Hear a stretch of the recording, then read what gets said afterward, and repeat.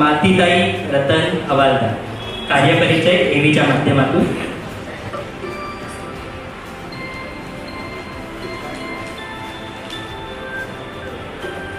नमो बुद्धाय जय भीम। माझे नाव मालती रतन हवालदार आहे। मी गेले 25 वर्षापासून सामाजिक व राजकीय क्षेत्रामध्ये काम करत आहे। मी अनेक महिलांसाठी जे योजना असतात त्याच्यावरती मी काम केलेलं आहे।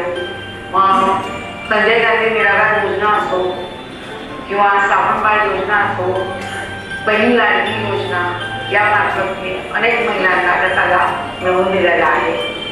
मी भारतीय भिक्खू संघ, देवदेश प्रतिष्ठान आणि संविधान वार्ता आणि छबी सहयोग फाउंडेशनचं मनापासून आभार मानते की त्यांनी मला आज जो पुरस्कार मला देणार आहे, माझा जो सन्मान करणार आहे, त्याच्यासाठी मी त्यांना मनापासून त्यांचा आभार मानते। धन्यवाद।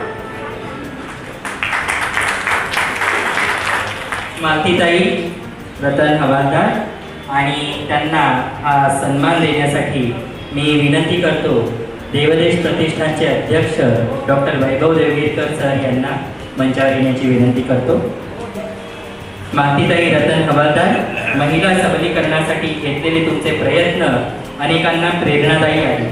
समाजात महिलांना सन्मान, अधिकार मिळवून देण्यासाठी तुमचे योगदान अतुलनीय आहे।